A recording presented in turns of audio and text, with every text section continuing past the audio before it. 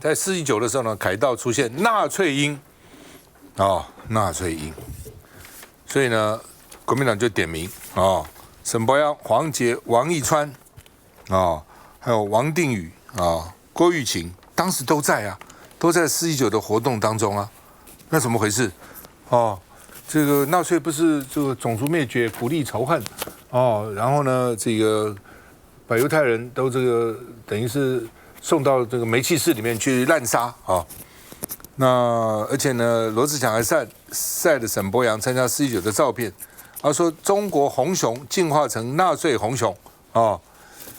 你看这是纳粹的这种标志样子那另外呢，罗志祥点名苗博雅，当时你就站在纳粹营下面应该有个交代吧，对不对？罢免我的时候你还声嘶力竭，那你们怎么回事那苗博雅就谴责巴炯，说巴炯蒙蔽所有参加活动的人因为出席纳粹的游行被罗志祥骂嘛，他说是我去，因为巴炯蒙蔽我们了，我们怎么知道搞这东西呢？那另外呢，巴炯呢跟设计师的对话是说，是我被恶意泼脏水或者私下讲的，我没在公开讲所以呢是恶意泼他脏水，我从来没有出现在正式讨论也没有进入这个设计或工作沟通所以呢，纳粹的 logo 的这个说法，错误的、恶意的泼脏水的风向然后另外呢，毛博雅说你讲我你当时还带群众包围这个地检署，请力挺国民党纳粹青年的行为，要不要道歉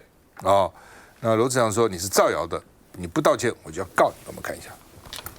绝大多数的民众是期待赖清德总统勇于知错。823罢免投票前搬出民调背书，国民党立委罗志强呼吁总统就此打住。726已经被人民唾弃，823就不要再来一次。但还没等到总统做出回应，罗志强又发文点名北市议员苗博雅4.19罢免游行为何要同台象征纳粹的老鹰，还跟主办活动的网红巴炯站在一起，请出面说明。超过5万人咯！现在为什么躲起来了？要不要出来说明一下为什么要站在纳粹图腾前面？千呼万唤使出来，苗博雅这回穿着西装打领带。罗志强立委指控的那场活动呢，唯一的核心诉求就是反集权、反独裁、护民主。不管怎样，如果你是一时不察，也说清楚，那是要反省道歉，还是说要切割巴炯？任何崇拜、美化或淡化纳粹主义的行为，都必须要给予最严正的谴责。巴炯只是非常具体的把纳粹的图腾放在凯道上，这不就是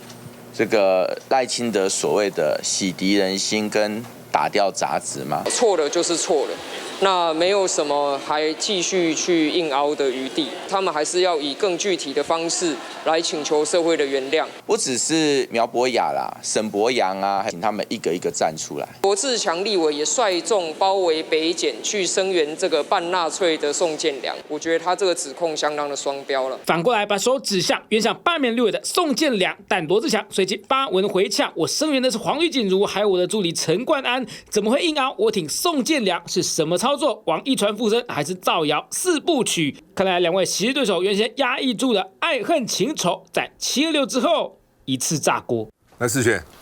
这个民进党执政成也侧翼，败也侧翼。为什么这样讲？过去大家可以看到嘛，民进党要发动一些政治攻击，而且不能自己站上火线，就动用这些侧翼网军开始去做这个丑陋的工作、恶心的工作。然后呢，如果成了，他们再出来收割；败了，就像你们这次看到这个大罢免、大落赛一样，躲到后面去，没有我们家的事情。所以这一次，不管是巴炯也好啦，或者是这些侧翼，这什么纳粹，这是他们私人底下的对话流出来。我认为这个也代表什么？这个代表真情流露，代表他真实的想法，把它讲了出来。所以这一次，这些人过去是怎么样谴责的？当时候国民党发生了这个党工事件的时候，民进党是群起围攻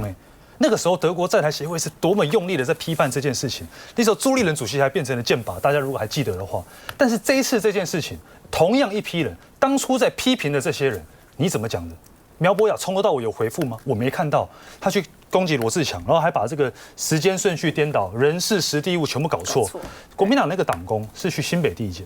没有错吧？罗志强委员那一天应该是去到北检。台北地检的门口。所以说你状况都搞不清楚啊，你硬要去兜，目的为的是什么？转移他身上的这个大家对他的质疑嘛。其实我觉得其实回头看是看得很清楚的。过去包含苗博雅的废死主张，当大家质疑他的时候，他也是没有办法正面的回答，东绕西绕。这一次也是一样，你主张当时候怎么样攻击国民党纳粹事件的时候，就算那只是党工个人行为，现在大家来检视你的时候，你也是抛得一干二净，你也没办法面对面的去回答这个问题。当时候大罢免的时候，到最后阶段，苗博雅自己还开了一个什么团结集讲。大家如果还记得的话，在台北的街头上，因为赖清德讲了4讲，直接落赛了嘛，后面全部取消。苗博雅把这个棒子捡起来，继续他的街头开讲，继续去讲这些事情。可是现在发生这个事情之后，你有看到苗博雅出来，除了谴责一下8·9以外，有为他自己的这个立场跟行为去负责吗？我没有看到。来，志伟，我先补充一下，刚提到的就是乃菁说的民进党的盲点。我想这个我们有不一样的意见，就各自尊重了。好，那我们民进党事实上就是说，我们也不是说川普一味的都是在顾台湾，我嘛在爱钱啊，我嘛在一起生利人啊，那当然说他也会以他美国最大的利益去做考量，那我们台湾跟美国、跟日本、跟韩国就是说正好这个我们在第一岛链这些我们有共同的防御的一个防线，那甚至说中共他其实我们也知道他很霸道，想要取代美国第一强权嘛。所以美国当然他就是要跟这个中共所联系的这些联盟去做对抗嘛。所以我说的说，他们民主联盟对共产联盟，不是说以拢为了咱台湾，咱家己咧想讲我们很美，人家很喜欢他，不是很喜欢我们，不是，而是说在这个现实的利益上，台湾跟美国这个其实有共同的现实上必须要互相结合、互相帮助的地方。那这个是我们的看法。那至于说纳粹坦白讲，我们都谴责嘛，没有人说不会刻意去谴责纳粹。那为什么会有这些？其实我觉得有时候有一个沾上边就要无限上纲大家其实也没有那个必要啦。今天苗博雅正好后面看到了，那你说那是纳粹因，他说那不是纳粹因，那你要怎么去解？或者说他没有注意到，就像你刚提到的宋建良，他就是一个党工的行为，你如果要小小的解释，他就是一个党工的行为嘛。你如果要无限上纲，就说你们国民党呢怎么没有出来谴责不是一样吗？当时候就是因为民进党无限上纲，所以我们现在用一样的标准回来检视我觉得整个社会都应该不要去无限上纲纳粹我们一致谴责，不管民进党不管国民党，事实上无限上纲都是一个不好的方向。我是觉得大家互相参考。黑军，这不是无限上纲的问题，这个类比我觉得天差地别。这个宋某的行为是他个人行为，他也不是我们任何一个党的党工，我们也没有跟他参加他的活动，我们也没有响应他。8种办的活动可是扎扎实实去了一票的民进党立委。如果志杰委员忘记，我可以再念一遍给你听：沈伯洋去了，黄捷去了，王定宇去了，王义川去了，陈培瑜去了，郭玉琴去了，你的同事去了2、4、6，去了6个立法委员。可是民进党到后来的声明还是不痛不痒讲，我们谴责任何跟纳粹有关的符号，然后这个话锋一转，又继续讲，你朱立伦还不是讲纳粹说，拜托，3岁小孩都看得懂，都讲得比这个好，你直接去 copy 这个纳粹的符号，而且直接堂而皇之说你要去跟他学习这种操纵群众、推成政治活动的这个行为，跟拿纳粹去比喻你的政敌，这2个能一样吗？这个3岁小朋友都看得出来其中的差别哦。然后419那个背板，当时其实就有很多的讨论，虽然说老鹰不是这个纳粹所独有，可是问题是非纳粹鹰的这个使用，通常会有比较柔和的线条去呈现老鹰的样子，不会去选德意志第三帝国相似的这种尖锐线条，更不会刻意的使用跟当时一样的这种红底黑字哦。但真的，我觉得让人忧心的是说，当时这些委员也好、议员也好、民进党这些人，就算他是在不知情的情况之下跑到这个场子去，然后发现糟糕，这个现在知道了嘛，他背后有这样的想法，那你就可以大大方方的拿出你当时谴责国民党的力道来自我反省一番呢。你不要当时对别人重重举起，然后对自己就轻轻放下，这才是最让人不齿的地方了。休息一下再回来。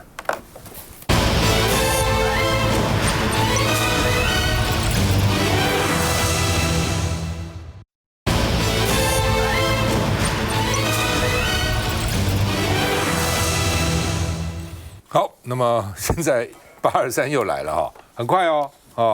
然后呢，罗明才也办这个地方座谈会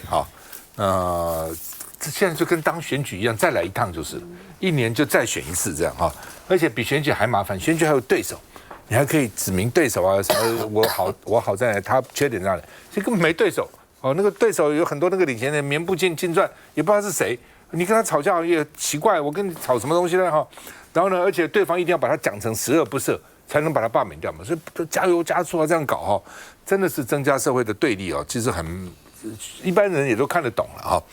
那所以为什么才25-0嘛？就是大家觉得说你是搞什么？为什么要这样子呢？没有道理啊！那国民党现在说1席都不能少了，现在有7个嘛，1席都不能少啊。那另外呢，这个罢免罗明团的说我们志工不是民进党的侧翼哦，不是哦。那说他们被泼了很久的脏水啊，他们认为呢这个并不是挺民进党的啊。那另外呢？民进党现在说要搞823，要精准罢免，精准锁定哪个人，打击他，精准的打击啊。那林涛是说，这要被罢免这7个都不是软柿子啊。江启臣也是最硬的柿子啊，每个都很硬了啊。因为他到这个阶段就是因为都很硬，所以他才到这个阶段，因为他连署1阶2阶都不是那么容易才拖嘛。但是也不要掉以轻心。因为搞了这么久以后，选民也可能有点疲乏的，有点累了所以呢，这个有时候可能也觉得说726赢了，会不会823就觉得松懈了？是他们最担心的啊。那南投县长许淑华轰赖清德说：“你是开船撞冰山嘛？2300人，你现在两岸这么紧张，关税的问题，中南部淹水的问题这么一大堆，你还非要一起搞这个罢免？你雇2300万人吗？你不是开船去撞冰山吗？”那所以呢，这个赖清德选择硬干，暴露出性格中的不服输跟冒进，让更多的民众会失望真的是赖清德真是任性执政真的很任性Resilience 那不是那个任性，是任性，是那个很任性就是爱干什么就干什么，管你们其他人怎么想，我就是任性他那时候230几人不到台南市议会也是很任性不是这样吗？对不对？而且蔡英文不管怎么样也算是提拔他当行政院长，又提名他当副总统那个时候提拔他行政院长，他偏偏要跟他一看蔡英文那个民调数比较低，就要出来跟蔡英文拼等等，这人是很特别了很特别。那何伯文说他们是跟公民同行，现在要跟陆战队一样深入巷战。那个票到巷战打肉搏战823跟以前的这个战略是不一样的，现在要打巷战了不再滩头作战了那另外呢，庄瑞雄民进党立委说呢，说我们现在也不能不理公民团体如果不理公民团体，公民团体就会认为他们被切割了，所以离民进党而去所以我们823我们也不想搞823，我们是不得不跟庄瑞雄是这样讲，我们呢怎么办呢？非要跟不可等等那罢免开始不是你们搞的吗？柯建铭不是讲说去年叶元之1月13号选完，1月15号他们就开始讨论怎么罢免国民党这些委员了吗？他赖清德还有那个卓荣泰，是你们搞完以后，按照曹先生也是这样讲的你们要搞只是叫我们出来而已怎么现在又变成什么倒果为因了尾巴咬狗了？说呢，我们现在如果不搞会，公民团体会离我们而去所以我们现在不得不跟我们只好跟到底谁不得不跟呢？到底谁跟谁呢？那沈伯洋说呢，大罢免哪是撕裂社会没有，这里更和谐，这个更相亲相爱，因为呢，靠近有将近18%的蓝白选民同意罢免，哪有不和谐？18%的同意罢免。那你票应该很多他这数字不知道哪里来的他怎么算的都同意罢免，所以呢没有撕裂是这个更团结那有作家叫做飘浪岛屿说，奇怪了，那绿粉都没有出来投同意咯，因为都是18%，你们的罢免票都18%都是蓝白出来的，那民进党人跑哪里去了？都躲起来了，都靠蓝白才撑你们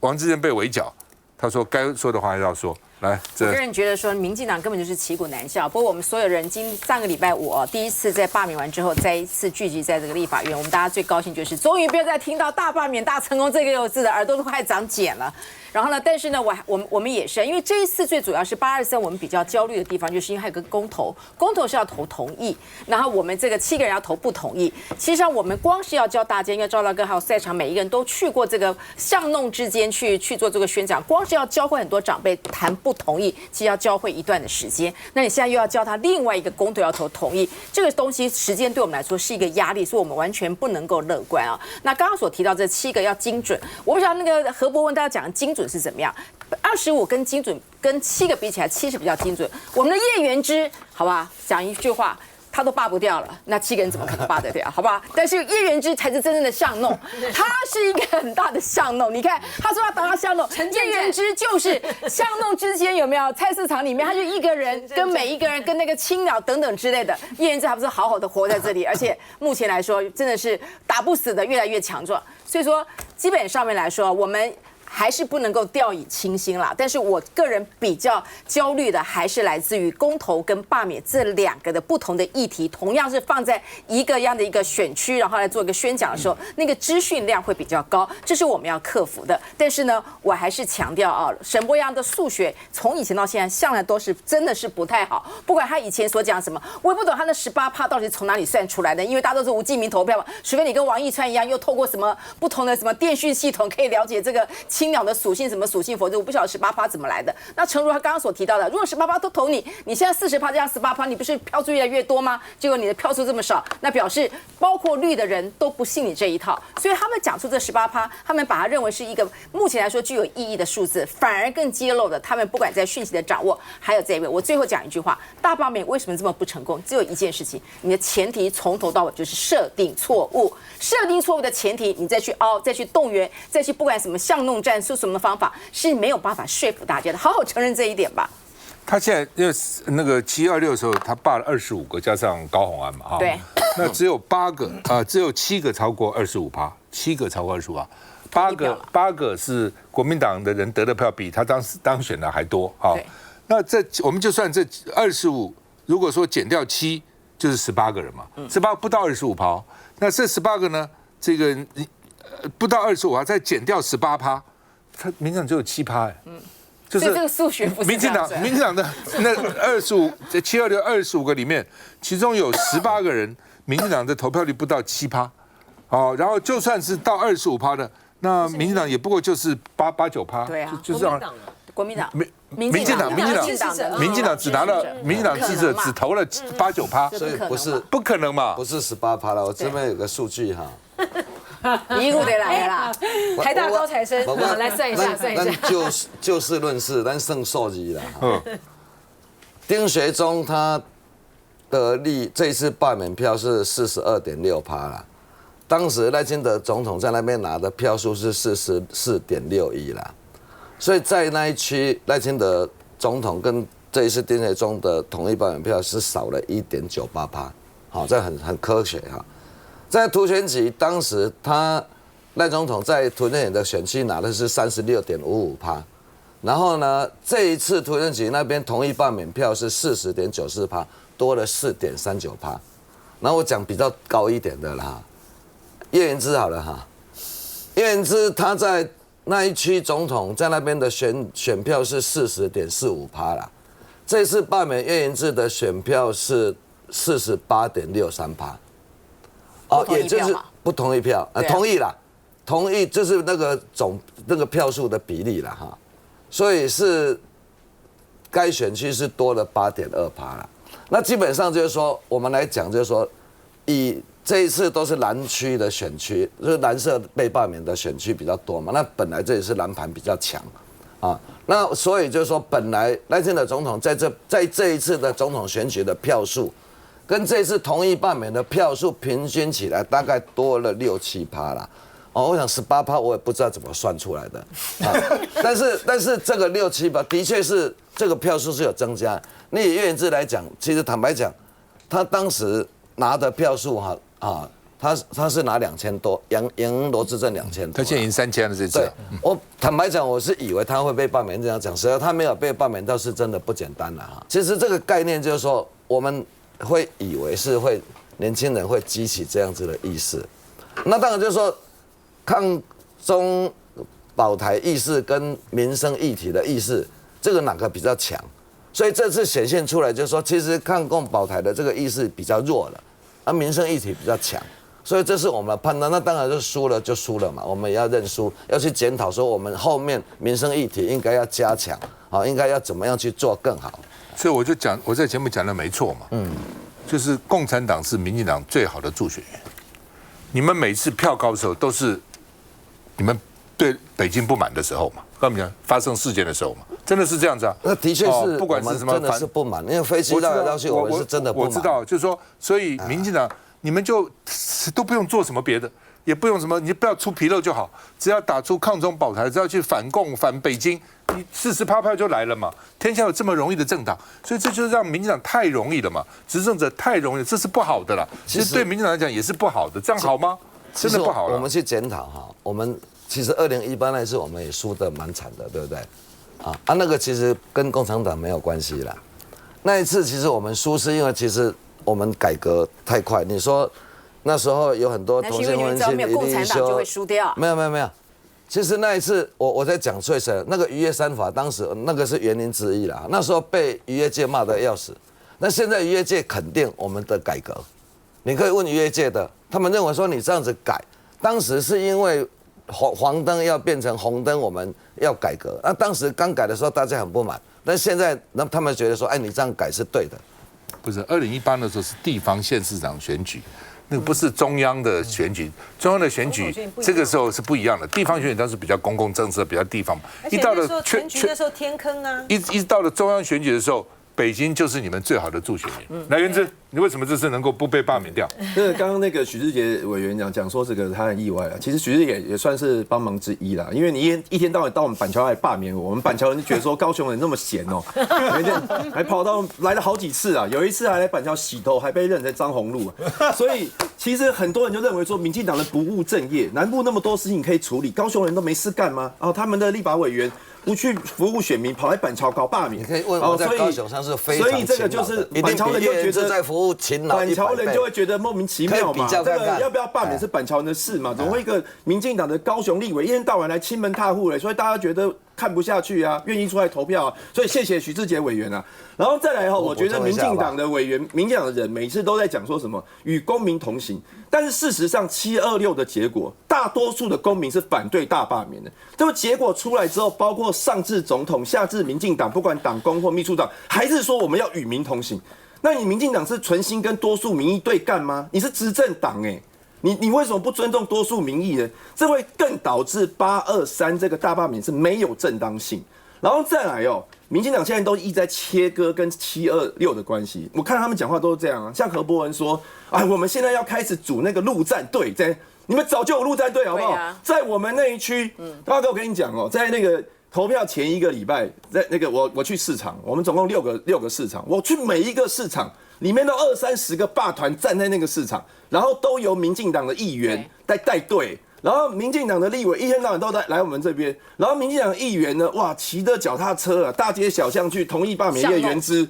然后塞信箱，我们那边的信箱已经4-5种不同的文宣了，你这还没有陆战哦？那什么叫陆战？你是每天住人家家里哦？所以他这样子讲的意思是什么？只是说，我们是因为我们没有出全力哦，所以呢，我们726才输的哦。其实你们早就已经出全力，然后沈伯洋更恶啊！沈伯洋说啊，我们823我们不能只做啦啦队，啦啦队什么意思？人家在比赛，我们的加油加油是要啦啦队，你们不是啦啦队好不好？你们根本是球员，甚至教练，还是球团老板的啦！你们根本自己策划了这场球赛，也下去比赛，还指导了，结果说我们只啦啦队。这代表什么？这代表在切割嘛，这都是切割。但你不要都把，我觉得民进党最讨厌的地方就是把大家当白痴、当笨蛋，在那边糊弄，然后帮一般民众当金鱼脑，只有7秒钟记忆。我觉得大家都记得非常清楚，这个大罢免就是恶霸，就是输不起，就是想要扭转国会。包括许志杰委员在立法院里面也在那边，因为有一次开会不开会，搞一个什么9宫格，然后谁要罢免，谁要罢免，然后大家在那边。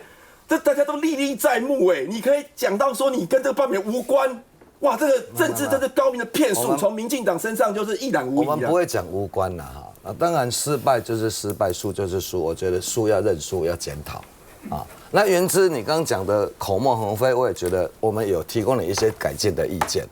啊。你比如说你一开始的半年，你的服务处在2楼，读书2楼怎样嘛？然后。你在政论上打电话去，我现在读书都在2楼。没关系，我们就是建议。你们是讲那些热狗，不是又在黑了？没有。学姐委员，你是高雄的委员，你好好服务你高雄乡亲。高雄人不要来，你大家都是同事，在立法院，我们的战场是在立法院，不是大家在立法院议事攻防，不是跑到人家的选区去搞罢免，你跟我不同党。继续再回来。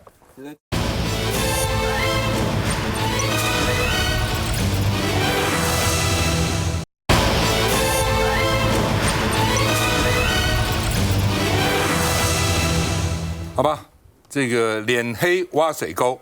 何博文因为代理民党秘书长了啊，被虽然说摆拍作秀，何博文就回呛，不要笑我，你们一起来，不要用嘴巴救灾，跟我一样脸黑挖水沟至少我还真的有挖那现在中南部的传染病齐发，的确这种下了雨以后那个清洁卫生是很麻烦的事情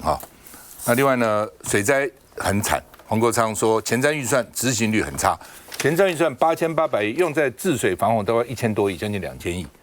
那结果怎么搞什么那另外呢说台南清淤经费福报还挪用这是黄国昌指控了那台南市水利局用数据说我们支出比补助多，我们哪有乱用？我们没有挪用，我们支出比补助还多那另外呢，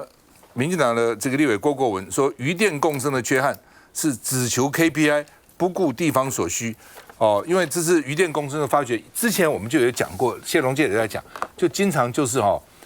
鱼死电生了，哪有鱼哪有共生？鱼这不是死光光？你在那个鱼温上，对不对？盖那个电板，第一个阳光也照不到，鱼也需要阳光啊。我因为小学、中学都在台南，高中、高一的在台南，我念金城国中，旁边就是鱼温安南区每天早上骑脚踏车去。那个鱼在阳光下沙把鱼跳起来，那个白鳞反光好美一群鱼在跳。你盖个网，盖个电板，它怎么跳呢？虾也照不到太阳，所以虾呢也没有血色，都是白白的。很多这鱼虾也都死了，渔民都会抱怨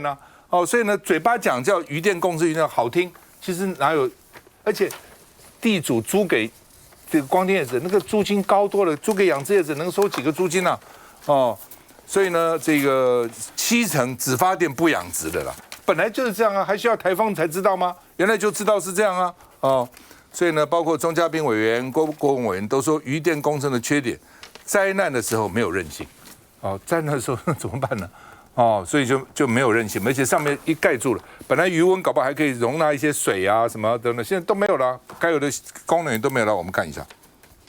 南部雨灾趋缓，代理秘书长何博文回到党部主持活动，只是外界也关注何博文的身体还好吗？因为上周台南救灾照片里的脸是黑的。个人不重要我觉得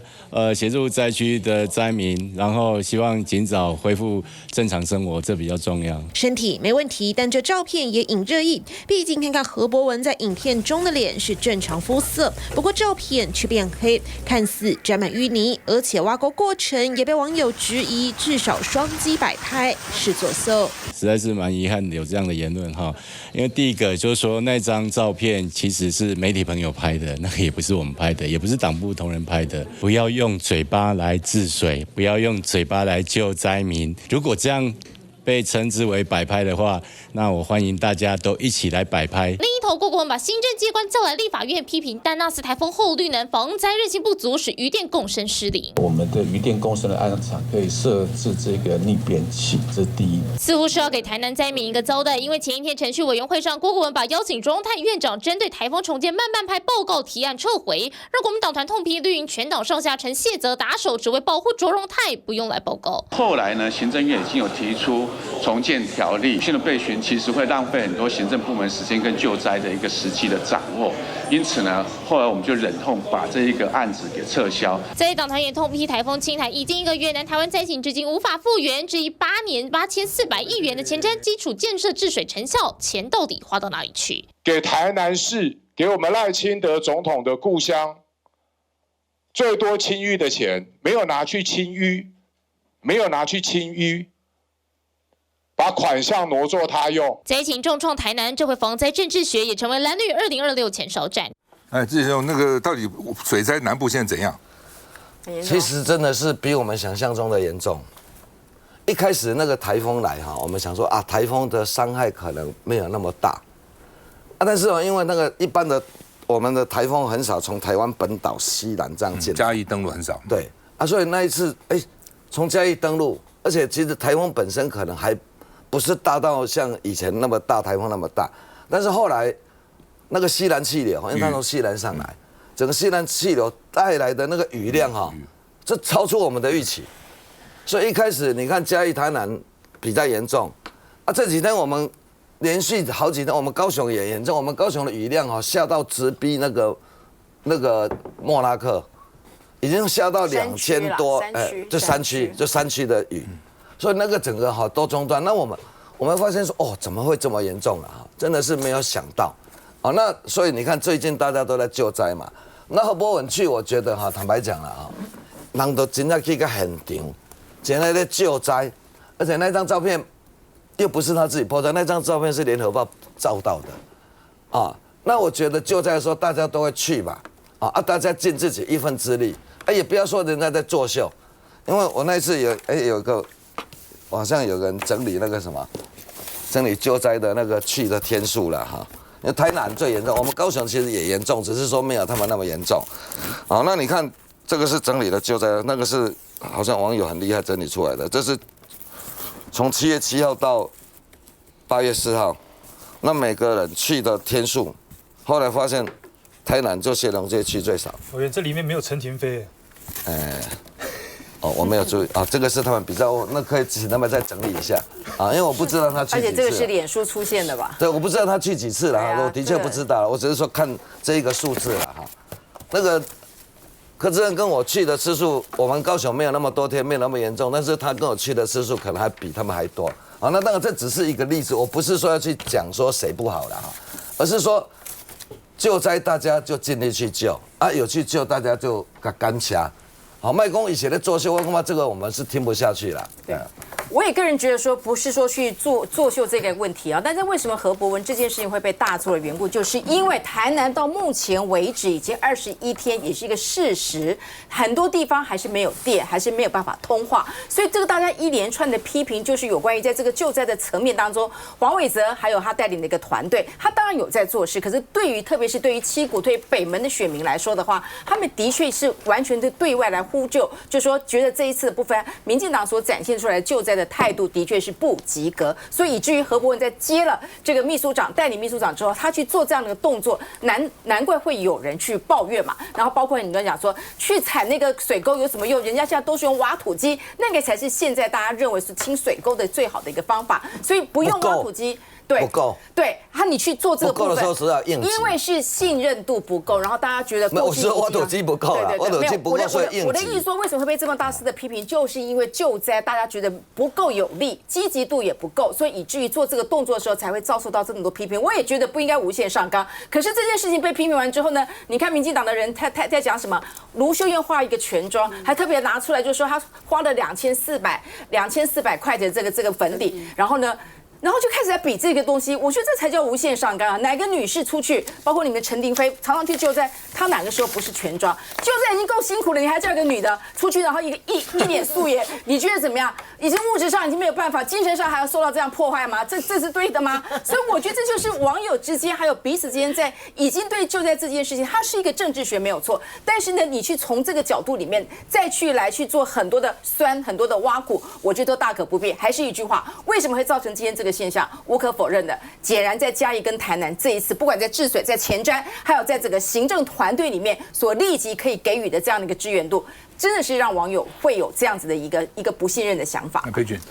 任何人到灾区去走访，然后或者是动手协助，在正常状况之下，我觉得多数人会给他掌声，而不是苛责。但是何博文他是执政党的秘书长，大家对他的救灾的努力会有时间跟力道上面的期待。今天何博文如果在7月初的时候前进这个灾区去挖水沟，就不会有人质疑他摆拍作秀。但问题是7月的时候，民进党在干嘛？上下都在大罢免大成功。好了，等到大罢免大失败之后，而且突然想到灾区了，这时候要进去了。可是你看，已经过了1个月了。何博文如果带着机具进去的话，那就算。但过了1个月了，他堂堂执政党秘书长带着一把圆锹去救灾，你是真的有心去做事，还要去解决灾民的问题，还是去告诉大家说我来了，我真的来了？这个很明显了。今天有网友写说，这个台南后壁淹水是因为巴掌溪溢流，你巴掌溪不去勤于何博文挖100条、1000条水沟都没有用，这才是真正最大的问题哦。徐志杰委员讲得很好，就是人有趣就不要说人家在作秀。同样一句话我也送给民进党了。那王义川在研究卢秀燕用粉底液是在研究什么？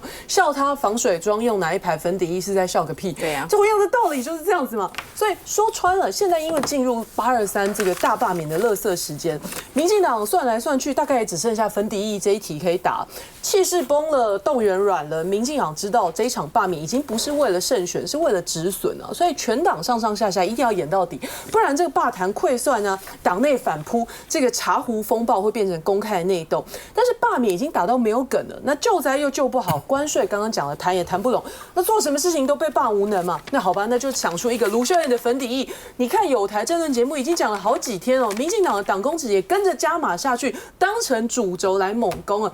女性从政说真的不太容易，除了要政绩，外貌时不时还要被拿出来羞辱一番。当这个罢免战只剩下卢秀燕的粉底液可以攻击，我不知道民进党图什么。最后一句话。如果民进党真的那么关心这个化妆的技巧，可以去看看苏贞昌，他才是防晒界的达人。大家可以搜寻苏贞昌空格防晒，就会知道我在说什么。真的、啊？现在回来，那防晒怎样？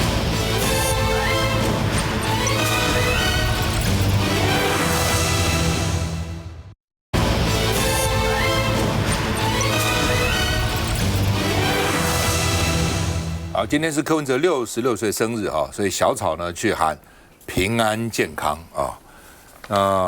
但是今天还要出庭，出什么庭呢？因为今天台北地方法院上午开庭审理柯文哲自诉，他告钟小平加重诽谤罪哦。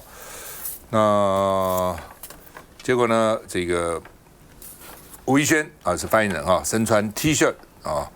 ，Happy Birthday 庆祝柯文哲66大顺。他说遗憾的是生日还要看到钟小平啊。那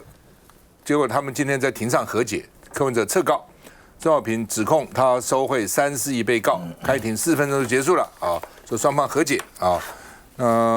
另外呢，这个钟小平说他撤告是因为蓝白合啊。那柯文哲抱怨滥气的把民众党打成中共的啊。那另外呢，陈志涵说钟小平扯什么蓝白合，完全没有为抹黑道歉啊。那另外呢，柯文哲委任律师说，要钟小平自重，因为有2个条件。第一个呢，被告对于未经谨慎查证而录制节目的时候呢，发表与事实不符的言论，愿意向自诉人道歉。第二，自诉人愿意撤回本案自诉，自诉人就是柯文哲哈。那另外呢，陈佩琪发文说，今年不说快乐了，因为关起来快乐什么呢？只希望能够平安，希望你能够幸福啊。那另外呢，林国成也说啊，柯文哲今天过生日，积压快1整年了哈，宁可祝他生日平安啊。那另外呢，这个柯文哲今天北所给他加菜寿星，给他吃一个便当，是肉燥饭加起司猪排，我们看一下。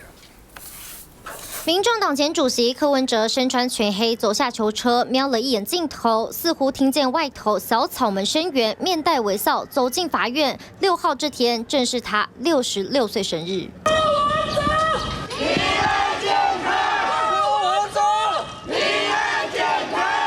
一看见囚车抵达，用最大声音喊破喉咙，就是希望隔着车窗可以让柯文哲听见。民众党前主席柯文哲因涉及金华城弊案、政治现金案，仍遭羁押禁见中。但去年台北市议员钟小平指控柯文哲收贿近4亿及1500颗比特币等。柯文哲今年1月委由律师递状提告，加重诽谤，开庭40分钟结束，双方达成和解。我们很遗憾的是，柯主席要在生日这一天看到钟小平，然后要为了这个钟小平的案子出来开庭。但是我们也相对来说，因为了这个今天的庭期，我们可以